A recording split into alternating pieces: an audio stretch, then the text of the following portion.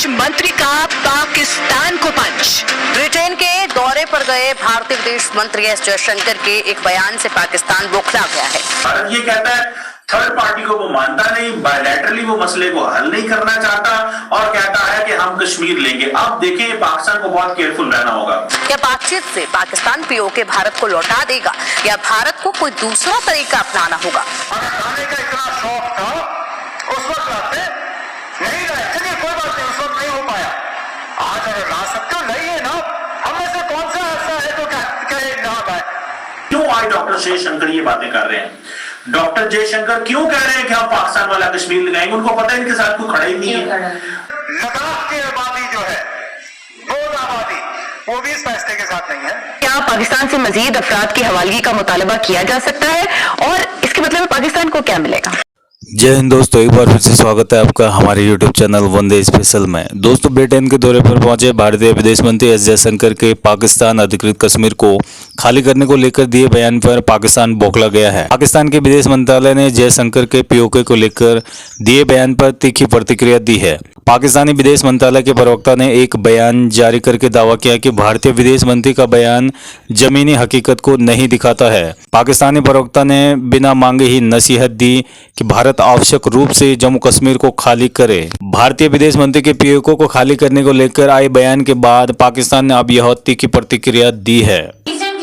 भारतीय वजीर खारजा डॉक्टर जयशंकर ने आजाद एंड जम्मू कश्मीर के बारे में काफी बयान दिए हैं, जिस पर पाकिस्तान की तरफ से सख्ती से रद्द-ए-अमल आया है। तो इस बारे में हम बात करेंगे कि डॉक्टर जयशंकर का कहना है कि कश्मीर का मसला तब ही हल होगा जब चुराया गया हिस्सा जो पाकिस्तान के गैर कानूनी कब्जे में है वापस आएगा। और इसी के जवाब में हमारे फॉरेन ऑफिस की तरफ से जवाब दिया गया कि भारत का दावा बेबुनियाद है और भारत को पहले अपना मकबूजा जम्मू और कश्मीर खाली करना चाहिए। तो इस बारे में हम डॉक्टर कमर चीमा साहब से बात करेंगे।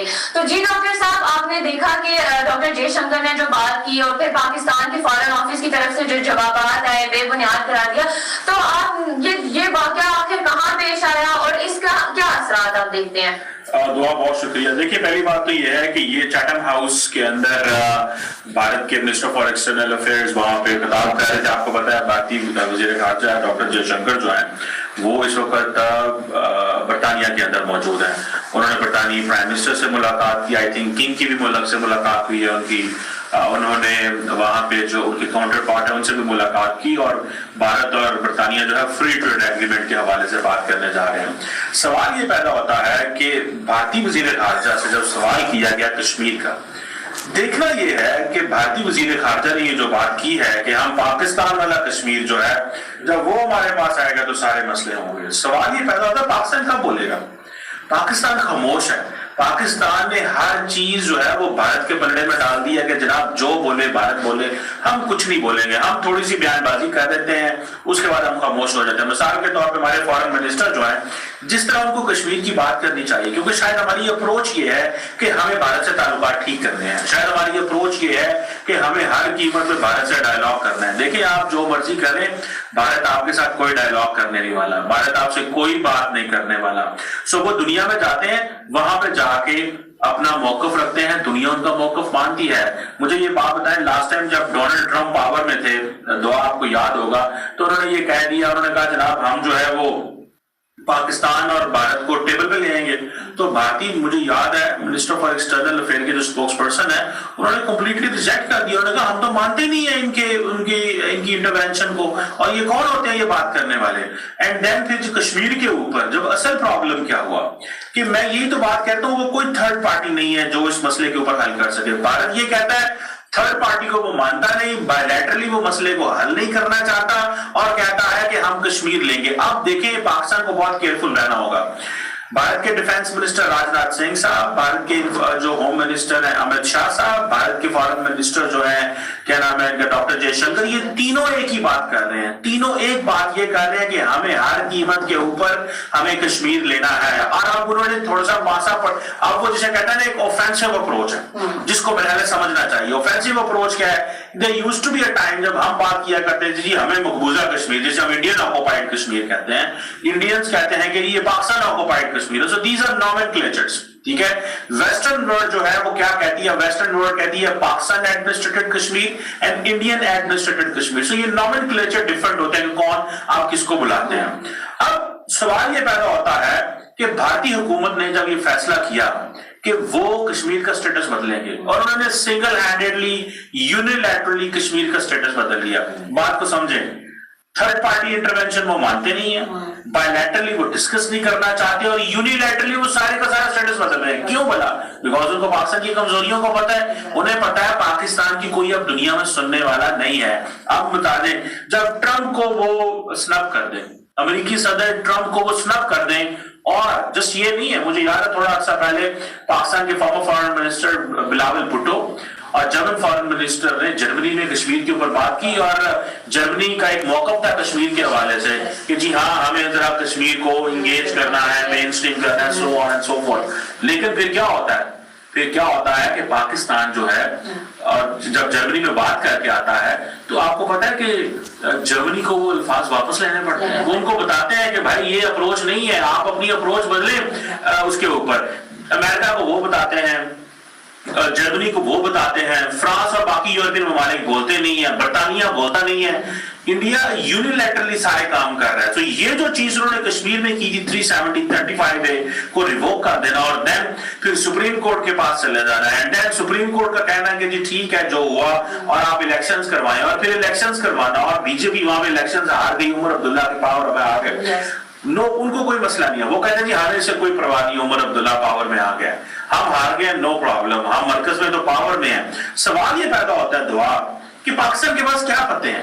पाकिस्तान के पास एक होती थी OIC, ठीक है जी, OIC जो है वो अब बात ही नहीं करती। जब भारत ने 370 और 35A रिवोक, क्यों आज डॉक्टर जयशंकर ये बातें कर रहे हैं?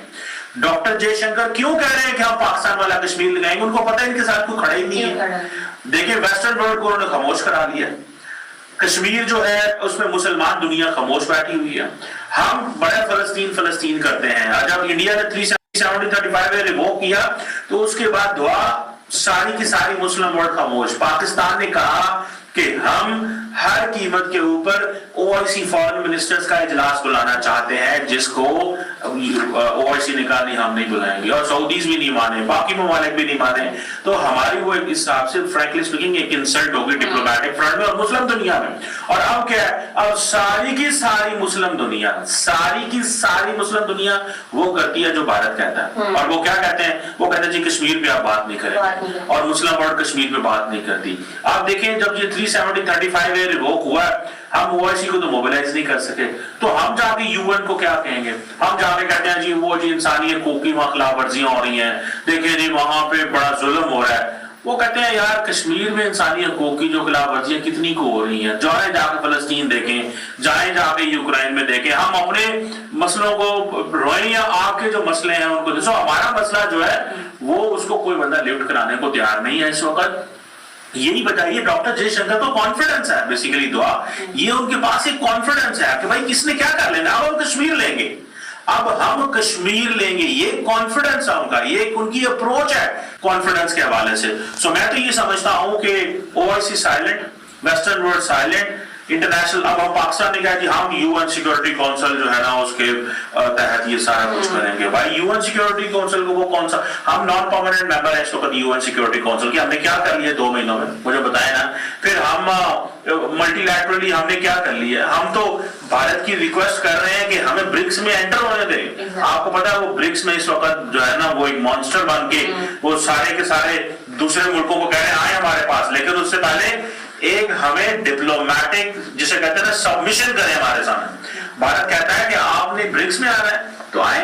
आपको रिसेंटली याद होगा कि टर्किश प्रेसिडेंट जो है रजब तैयब एर्दोगान, वो भारत के हवाले से UN में लास्ट टाइम जब एक कमेंट उन्होंने किया, करते हैं अमूमन सॉरी, लेकिन इस दफा नहीं किया उन्होंने UN में। मैं सितंबर 2024 की बात कर रहा हूँ। कश्मीर के ऊपर साइलेंट रहे, क्यों? हालांकि वो हमेशा बोलते थे, उसकी वजह ये थी दुआ, बिकॉज कि वो ये समझते हैं कि पहले तो हम करते थे, लेकिन अब इंडिया जो है वो एक इमर्जिंग पावर है, इंडिया को हम कैसे खामोश कराएं। और दूसरी उनको ये भी इस चीज का अंदाजा है कि हमने जब ब्रिक्स में जाना है जो कि टर्की जाना चाहता तो थोड़ी देर, क्योंकि ब्रिक्स का इंडिया जो है वो फाउंडिंग मेंबर है, तो हमें थोड़ा साइलेंट रहना चाहिए। तो टर्की जो है वो पाकिस्तान के कश्मीर को वो भूल गया, मुस्लिम दुनिया भूल गई। अब तो कोई मुसलमान दुनिया जो है वो कश्मीर का जिक्र उधर नहीं करती, बिकॉज अगर वो करेंगे तो वो इंडिया को अनॉय करेंगे। तो अभी रिसेंटली जब टर्किश प्रेसिडेंट आए तो उन्होंने कश्मीर का जिक्र किया, तो उसी वक्त इंडिया की जो गवर्नमेंट है, फॉरेन ऑफिस है, उन्होंने जो टर्किश एम्बेसी है इंडिया के अंदर उसको आई थिंक समन किया, क्या किया। और मजे की बात है वो तो टर्किश एम्बेसडर को समन कर सकते हैं इंडियंस हर रोज ज्वाइंट एंड बायलैटरल स्टेटमेंट्स जारी करते हैं पाकिस्तान के बारे में। कोई भी दुनिया का लीडर इंडिया आए, एक ही बात होती है जी, क्रॉस बॉर्डर टेररिज्म। एक ही बात होती है जनाब, देखें जी पाकिस्तान जो है वो दहशतगर्दी करा रहा है, वो जी 26/11, वो जी यूएन सिक्योरिटी काउंसिल। क्या पाकिस्तान किसी मुल्क को के एम्बेसडर को यहाँ बुला सकता है कि आप लोग यहाँ अनफाउंडेड बातें क्यों कर रहे हैं? हम किसी को बुला सकते हैं? हम नहीं किसी को बुला सकते, ना ही हमने बुलाने की कोशिश की है। वो भाई जरा सी आप उनके खिलाफ बात करें, वो एक मिनट में वो बुला लेते हैं, क्योंकि वो समझते हैं कि हम एक रेलिवेंट पावर है। अब एक मिड साइज पावर है, हमारा इस खित्ते के अंदर एक इन्फ्लुएंस चलता है, और अब वो एक पॉलिटिकल नैरेटिव दुआ बना रहे हैं। ये पॉलिटिकल नैरेटिव जो है ये सोसाइटियल लेवल पे जाएगा। जब ये सोसाइटियल लेवल पे जाएगा तो वो जो भी करेंगे उसको सोसाइटी की सपोर्ट मिलेगी, क्योंकि वो समझते हैं कि हमने अपना जो पहला तजर्बा करना है ना अपनी पावर का, वो पाकिस्तान के ऊपर ही करना है।